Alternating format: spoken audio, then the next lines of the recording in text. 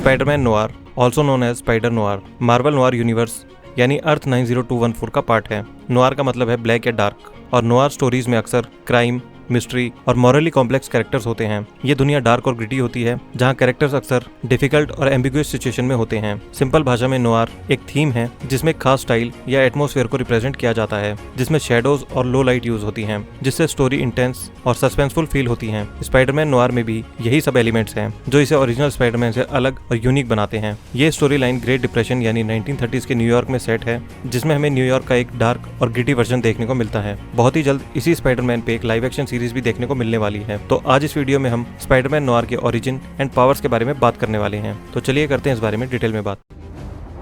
Hey fellas, wherever I go the wind follows, and the wind it smells like rain. 2009 में Marvel comics ने Marvel noir नाम की comic line शुरू की, जिसमें सभी स्टोरीज एक अल्टरनेट यूनिवर्स में सेट थी, जिसमें बहुत से मार्वल कैरेक्टर्स को एक नोआर एनवायरनमेंट में दिखाया गया था। तो पीटर पार्कर का नोआर वर्जन पहली बार 2009 में स्पाइडरमैन नोआर नाम की एक मिनी सीरीज कॉमिक बुक में देखने को मिला था, और ये कैरेक्टर आते ही इतना पॉपुलर हो गया कि उसी साल Spiderman noir eyes without a face नाम से एक और सीक्वल बनाया गया था। हालांकि कॉमिक्स में इसे स्पाइडरमैन नोआर नहीं कहा गया था, लेकिन इसके क्रिएटर्स और कॉमिक फैंस ने इसे यह नाम दिया था ताकि ये मेन स्ट्रीम स्पाइडरमैन वर्जन से अलग पहचाना जा सके। 1930s में ग्रेट डिप्रेशन के वक्त न्यूयॉर्क सिटी में क्राइम काफी ज्यादा बढ़ा हुआ था और पूरी सिटी क्रिमिनल गैंग्स की प्रॉब्लम से जूझ रही थी, और पीटर पार्कर अपने अंकल आंटी के साथ रहता था, जिनका नाम है बेन पार्कर और मे पार्कर।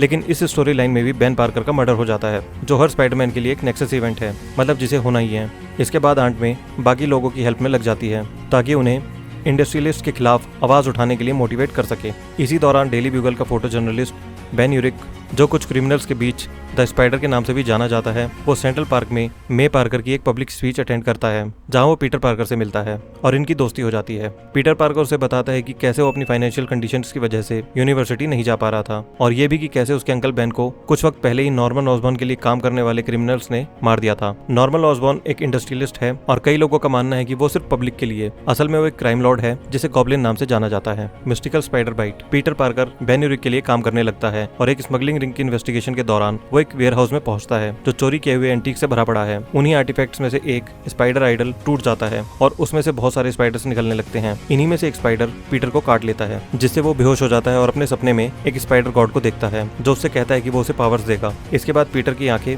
एक ब्लैक वेब कुकून के अंदर खुलती हैं। इसमें से निकलने के बाद उसे पता चलता है कि उसके पास स्पाइडर जैसी पावर्स आ गई हैं। इसके बाद पीटर को enhance strength, speed, reflexes, agility और ड्यूरेबिलिटी मिल जाती है। इसके साथ ही उसके पास स्पाइडर सेंस भी है, जो उसे ऐसे डेंजर्स के बारे में पहले ही अलर्ट कर देती है जो नजर नहीं आते, और ये पावर्स भी बाकी स्पाइडरमैन जैसी ही हैं। स्पाइडर नोआर बनने के बाद पीटर पार्कर नॉर्मन ऑसबॉर्न को भी कन्फ्रंट करता है। तब उसे पता चलता है कि बेन ऑसबॉर्न की इलीगल एक्टिविटीज की इंफॉर्मेशन को यूज करके उसे ब्लैकमेल कर रहा था, ताकि नॉर्मन ऑसबॉर्न उसकी ड्रग हैबिट को सपोर्ट करते रहे। लेकिन पीटर की गॉब्लिन के खिलाफ लड़ने की डिटर्मिनेशन से बेन बहुत इन्फ्लुएंस होता है, जिसके बाद वो भी डिसाइड करता है कि ऑसबॉर्न के क्राइम्स को एक्सपोज करेगा। लेकिन उसके बाद बेन का भी मर्डर हो जाता है। इसके कुछ टाइम बाद स्पाइडर नोआर अपनी आंट मे को बचाने के लिए वल्चर को मार देता है, लेकिन आंट मे स्पाइडर नोआर पे ही इल्जाम लगाती है कि वो भी उतना ही बुरा है, क्योंकि उसने एक अनार्म्ड इंसान को गोली मार दी, जिसे वो आसानी से अरेस्ट भी कर सकता था। इसके बाद धीरे धीरे नॉर्मन ऑसबॉर्न की गैंग खत्म होती चली जाती है। स्पाइडर नोआर के पास नॉर्मन ऑसबॉर्न यानी गॉब्लिन को मारने का भी मौका होता है, पर इस बार वो डिसाइड करता है कि ऑसबॉर्न को लीगली सजा दिलाएगा। लेकिन इसी बीच नॉर्मन ऑसबॉर्न का एक और associate Craven the Hunter goblin पर अटैक कर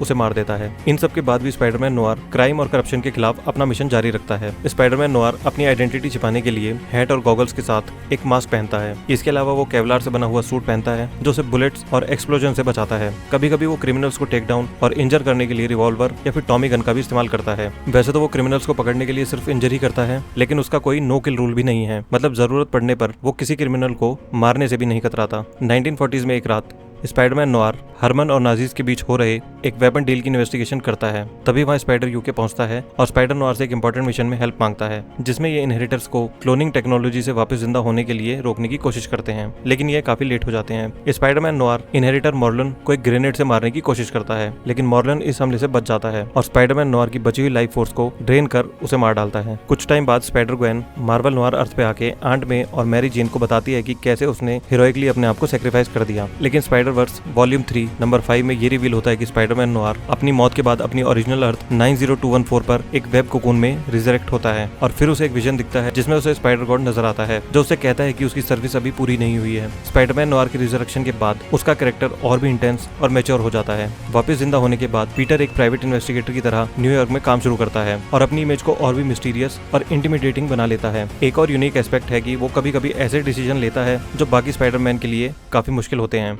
जैसे एक मिशन में माइल्स मोरालेस के साथ टीम अप करके स्पाइडर गॉड के आइडल को web of life and destiny को रिपेयर करने में यूज करता है। The web of life and destiny को अर्थ 001 पे गॉडेस नीथ ने क्रिएट किया था जिससे एक से दूसरी रियलिटी में ट्रेवल किया जा सके। माइल्स उसे वार्न करता है कि अगर ये आइडल नोआर अर्थ से हटा तो शायद स्पाइडर गॉड का प्रोटेक्शन भी चला जाए और नोआर स्पाइडरमैन की अगली डेथ परमानेंट हो सकती है। लेकिन स्पाइडरमैन नोआर ये सुनकर कहता है कि मौत सबके लिए परमानेंट होनी चाहिए और वो कोई स्पेशल ट्रीटमेंट नहीं चाहता। बात करें स्पाइडरमैन नोआर की पावर्स एंड एबिलिटीज की तो इसके पास भी बाकी स्पाइडरमैन जैसी ही पावर्स हैं, लेकिन एक मेजर डिफरेंस ये है कि जहां main stream Spiderman mechanical web shooters use करता है, स्पाइडरमैन नोआर के रिस्ट से ऑर्गेनिक वेब्स निकलते हैं जो नेचुरली जनरेट होते हैं। अपने डिफरेंट कॉन्टेक्ट्स और रिसोर्सेज की वजह से स्पाइडरमैन नोआर का एक यूनिक एडवांटेज भी है। क्लब ओनर फेलिसिया हार्डी के साथ उसका एसोसिएशन, उसकी विजिलेंट एक्टिविटीज, डेली ब्यूगल में उसके कलीग्स और एक प्राइवेट इन्वेस्टिगेटर होने के नाते उसके पास पूरे शहर में एक wide spread network of contact और गैंग मेंबर्स में काफी इन्फॉर्मेंट्स हैं। ये नेटवर्क उसके मिशन और गोल्स के लिए काफी वैल्यूएबल और स्ट्रेटेजिकली एडवांटेजेस भी साबित होते हैं जो उसके ऑपरेशंस को ज्यादा इफेक्टिव बनाते हैं जब वो अपने टारगेट्स का पीछा करता है या न्यूयॉर्क के अंडरवर्ल्ड का सामना करता है। तो ये था स्पाइडरमैन नोआर का ओरिजिन, पावर्स और एबिलिटीज। इस वीडियो को यहीं समाप्त करते हैं। अगर ये वीडियो पसंद आई हो तो लाइक, शेयर और सब्सक्राइब करना ना भूलें। मिलते हैं नेक्स्ट वीडियो में। Thank you.